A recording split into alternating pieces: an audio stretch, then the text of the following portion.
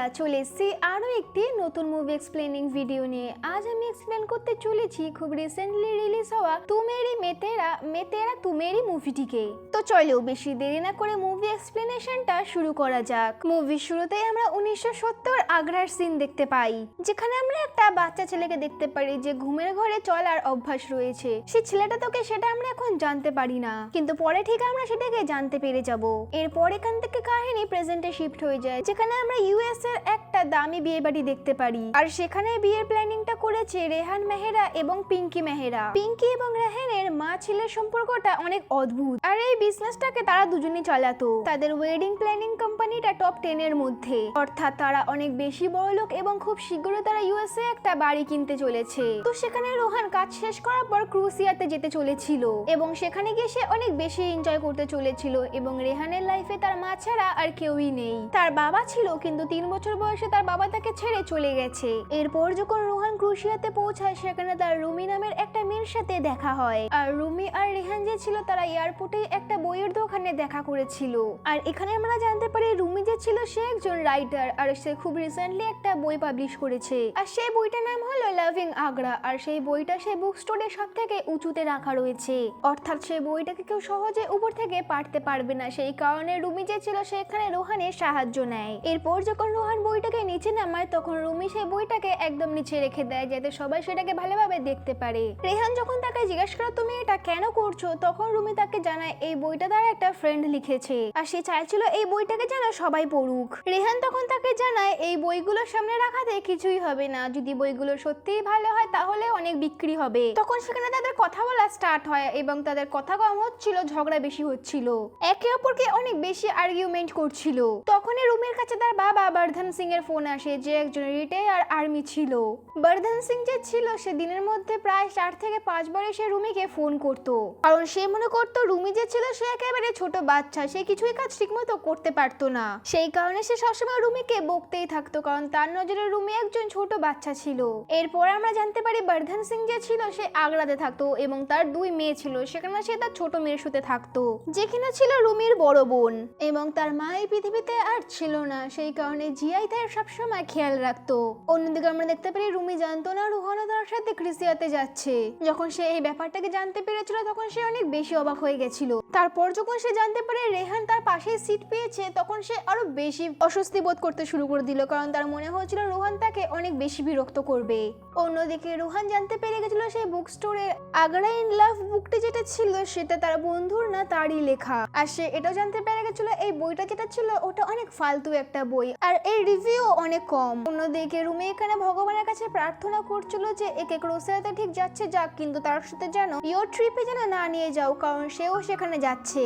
কিন্তু রুমি যেটা চাইছিল না সেটাই হলো, এখানে রোহান তো ক্রুসিয়াতে যাচ্ছিল এবং তার সাথে ইয়োর ট্রিপেও যাচ্ছিল।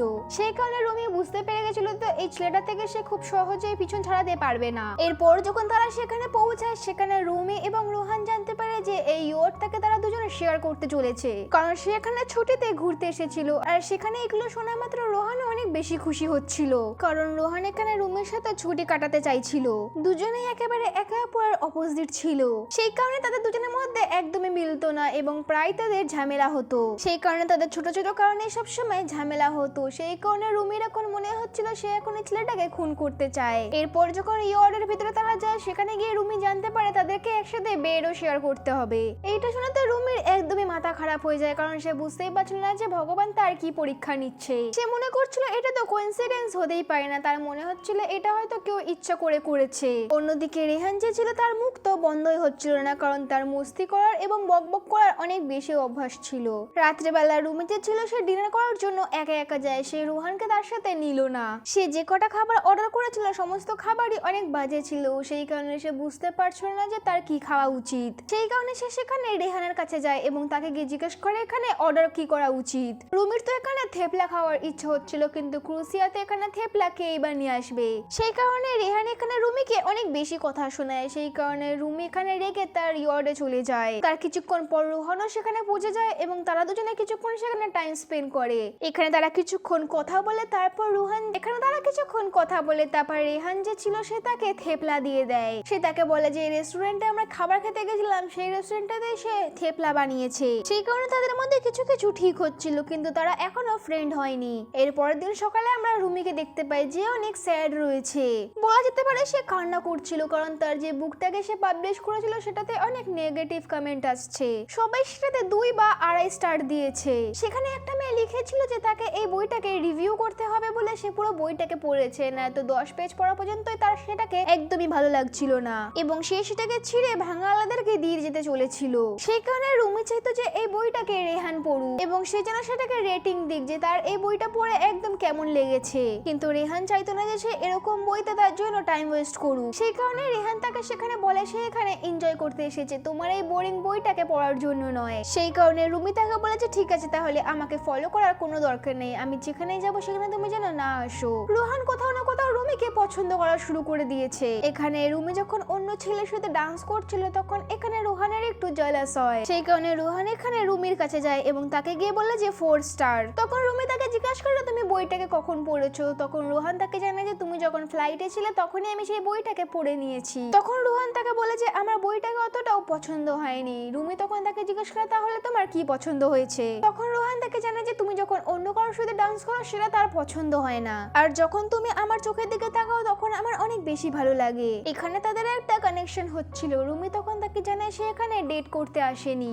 তখন রেহান তাকে জানায় যে তার বিয়ে হয়ে গেছে। রুমি তখন তাকে জানায় যে এটা তার জন্য অনেক বেশি চ্যালেঞ্জিং। তারপরে তারা অনেক ক্লোজ চলে আসে এবং রাত্রে তারা ইন্টিমেটও হয়ে যায়। এরপর যখন পরের দিন সকাল হয় তখন রেহান রুমিকে জানায় সে একদমই বিবাহিত না, সে পুরোপুরি ভাবে সিঙ্গেল। সেই কারণে রুমি তাকে বলে যে তুমি এই ব্যাপারটা আমাকে আগে কেন জানাওনি, কারণ সে তার বাচ্চাকে একটা অন্যরকম স্টোরি শোনাতে চেয়েছিল। সে বলে যে তার 2025-এর দুনিয়ায় 90s-এ ভালোবাসা পছন্দ। সে বলতো যে 90s-এ লাভ স্টোরি পাওয়া এখন অনেক মুশকিল, কিন্তু তার এটাই পছন্দ। সে বলে যে আগে ছেলে মেয়েদের মধ্যে স্ট্যাটাস হওয়া উচিত। সে মনে করে যে ছেলে মেয়ে দেখা করবে তারপর তাদের মধ্যে ঝগড়া হোক, দুজন দুজনকে যেন দেখে মনে হয় যে ঝামেলা করুক এবং মারামারি করুক, এবং দ্বিতীয় স্টেজে যেন তাদের মধ্যে বন্ধুত্ব হয়ে যাক, এবং থার্ড স্টেজে যেন তাদের লাভ স্টোরি হয়ে যাক, এবং চতুর্থ স্টেজে যেন মনে হোক যে তারা যখন আলাদা হয়ে যাবে তখন তাদের মধ্যে যেন ফিল হয় যে তারা একে অপরকে অনেক বেশি ভালোবাসে, এবং তারপরে হোক যেন ফ্যামিলি ড্রামা, একে অপরের ফ্যামিলির সাথে পরিচয় করুক এবং একে অপরের ফ্যামিলি যেন না মেনে নিক, এবং পরের স্টেজে হবে যে একে অপরের ফ্যামিলিকে মানানো, এবং লাস্ট স্টেজে যেন তাদের বিয়ে হয়ে যাক। এরপর তারা এখানে থাকতে থাকতে একে অপরের অনেক বেশি ক্লোজ হয়ে যাচ্ছিল, একে অপরের অনেক সাথে সময় পার করছিল। কোথাও না কোথাও তারা একটা রিলেশনশিপে চলে এসেছে এবং দুজনেই একে অপরকে অনেক বেশি ভালোবাসা শুরু করেছে। রেহান তখন তাকে জানায় যে তারা আগে দিল্লিতে থাকতো এবং ছোটবেলায় তার বাবা তাকে ছেড়ে চলে গেছে, সেই কারণে আমার এবং আমার ঠাকুমা দাদুর দায়িত্ব পুরোপুরি আমার মায়ের উপর ছিল। রেহান যখন স্কুলে পড়তো তখন তার ক্রিকেট খেলার অনেক বেশি শখ ছিল। রোহান যেভাবে ক্রিকেট খেলতো সেই জন্য সেই টিমের ক্যাপ্টেন ছিল এবং তার কোচ তাকে বলেছিল সে একদিন ইন্ডিয়ার জন্য অবশ্যই খেলবে। কিন্তু যখন আমার সবকিছু ছেড়ে ইউএসএ যাওয়ার কথা ছিল তখন এই ব্যাপারটা আমি আমার মাকে আর জানাইনি, কারণ যদি আমি আমার মাকে কখনো বলতাম যে আমি ক্রিকেটার হতে চাই তাহলে আমার মা আর ইউএসএ যেতই না, সে তার স্বপ্ন ছেড়ে আমার স্বপ্নের পিছনে লেগে পড়তো। সেই কারণে আমি এই ব্যাপারটা আমার মাকে আর কখনোই জানাইনি, কারণ মা বাবারা তাদের বাচ্চার জন্য অনেক বেশি করতো আর বাচ্চারা হয়তো কিছুই বা করতো না। সেই কারণে আমি ভাবলাম যে আমি এটা আমার মায়ের জন্য করি, সেই কারণে সে তার মাকে আর জানায়নি। তখন এই রেহানের কাছে তার মা ফোন করে এবং তার মা জানতে পেরে গেছিল যে রেহানের লাইফে একটা মেয়ে চলে এসেছে। সেই কারণে এখানে রেহান যে ছিল সে ভিডিও কলে তার মায়ের সাথে রুমির কথা বলায়, আর এখানে পিঙ্কি যে রোহানের মা ছিল সে রুমিকে অনেক বেশি পছন্দ করে ফেলেছে। এরপর রোহান যে ছিল সে সেখান থেকে সোজা রুমির কাছে যায় এবং তাকে ডাইরেক্ট গিয়ে আই লাভ ইউ বলে দেয়। রুমি তখন তাকে জানায় যে এগুলো অনেক তাড়াতাড়ি হয়ে যাচ্ছে। রেহান তখন তাকে জানায় যে আমার লাইফে 3টে সিরিয়াস রিলেশনশিপ ছিল আর অনেক ক্যাজুয়াল রিলেশনশিপ, কিন্তু সে এখনো পর্যন্ত কাউকে কখনো আই লাভ ইউ বলেনি, কারণ সে ভেবে রেখেছিল যে সে কোনো মেয়েকে যদি কখনো আই লাভ ইউ বলে তাহলে সে তার লাইফের সব থেকে প্রথম এবং শেষ মেয়ে হবে। এবং রোহান তাকে আরো জানে যে তার এই ড্রিমের কথা সে কাউকেই বলেনি, তুমি প্রথম মেয়ে যাকে আমি এই কাহিনীটা বলেছি। কখনো তোমার সাথে কথা বলার সময় ভাবেই না, সবকিছু সে মুখের উপর বলে দেয়। এরপর রোহান এবং রুমি যে ছিল সে এখন অলমোস্ট স্টেজ 4টাকে কমপ্লিট করতে চলেছে, কিন্তু কাহিনীতে এখনো একটা টুইস্ট বাকি রয়েছে। সিন চেঞ্জ হয় আগ্রাতে। এরপর এখান থেকে সিন পাস্টে যায় আর আমরা দেখতে পারি 1970-এ যে ছেলেটা ঘুমে ঘরে চলছিল সেটা আর কেউ না, রুমির বাবা ছিল।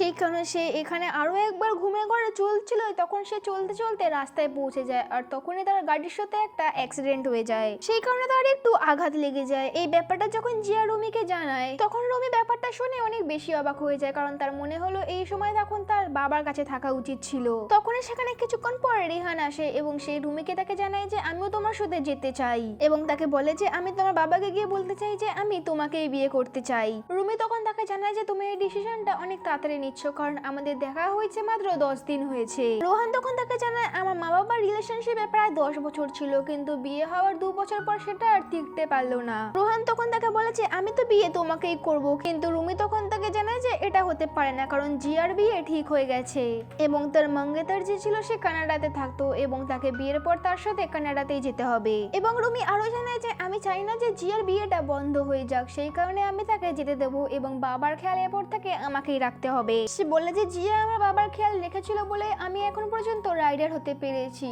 সে যদি না থাকতো তাহলে আমি আর রাইডার হতে পারতাম না।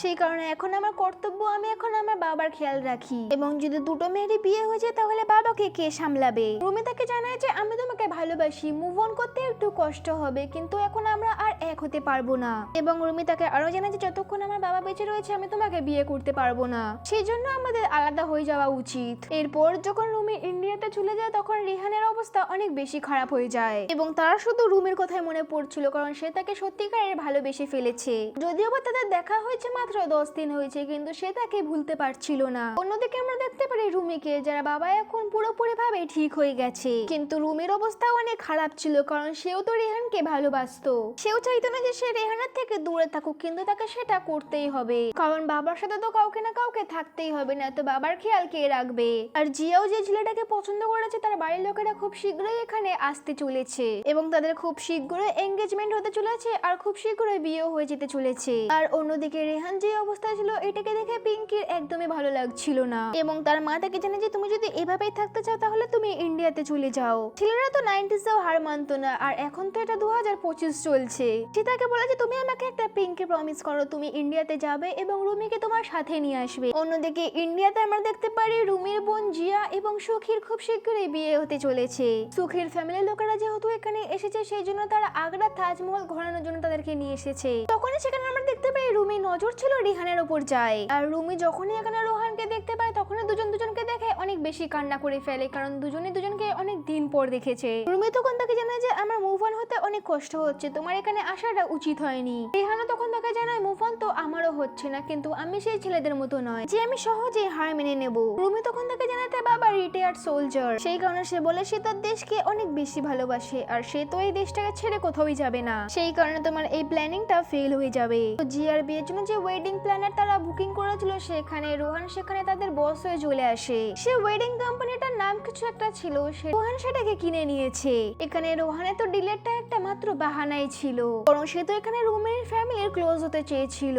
এতে রোহান তো লাভও হয়, কারণ সে রুমির বাবার অনেক বেশি ক্লোজ হয়ে গেছিল। এটা বলা যেতে পারে যে তারা একেবারে পুরো বন্ধুর মতো হয়ে গেছিল। অন্যদিকে আমরা জানতে পারি সুখী এবং জিয়ার বিয়ে তো পরে হওয়ার কথা ছিল, কিন্তু এখানে কুণ্ডলিতে কিছু একটা সমস্যা হয়ে গেছে। পণ্ডিতজি এখানে ভালো করে শুনতে পাইনি যে ছেলের জন্ম পিএমএ হয়েছিল না এএমএ, সেই কারণে কুণ্ডলি চেঞ্জ হয়ে যায় এবং তাদের বিয়ে লগ্ন সেটা 5 দিনের মধ্যে ছিল। আর যদি 5 দিনের মধ্যে তাদের বিয়ে না হয় তাহলে একেবারে পুরো 1 বছর পরের বিয়ের ডেট আছে। তখন ছেলের বাড়ির লোকেরা বলে যে এটা তোমাদের মাত্র প্ল্যান, তোমরা চাও যে 5 দিনের মধ্যে বিয়ে হোক এবং লোক যেন কম আসুক যাতে তোমাদের পয়সা কম খরচ হোক। এটা শুনে তো রেহান অনেক বেশি রেগে যায় এবং সে বলে বিয়ে তো মাত্র 5 দিনের মধ্যেই হবে। আর রোহান এখানে আরো জানে যে যত বিয়েতে কম লোক আসবে তত বিয়েটাকে আরো বেশি এনজয় করা যাবে। রুমি তখন তাকে জিজ্ঞেস করে 5 দিনের মধ্যে তুমি কাজটা কি করে করতে পারবে। রোহান তখন তাকে জানায় যে আমাদের ওয়েডিং প্ল্যানিং কোম্পানি যেটা রয়েছে সেটা দুনিয়া টপ 10 এর মধ্যে আসে, সেই কারণে তুমি বেশি চিন্তা করো না। আর রইল কথা তোমার বাবার, তাকে আমি ইউএসএ যাওয়ার জন্য ঠিক মানিয়েই নেব। রুমি তখন তাকে জানায় যে এটা তুমি করতেই পারবে না, কারণ আমার বাবা একবার তার ভাইয়ের মেয়ের বিয়েতে গেছিল দিল্লিতে, সেখানে তার একদমই ভালো লাগেনি, সেই কারণে সে সেখান থেকে দুদিনের মধ্যে আবার বাড়িতে চলে আসে, কারণ তার বাড়ি বেশি পছন্দ ছিল।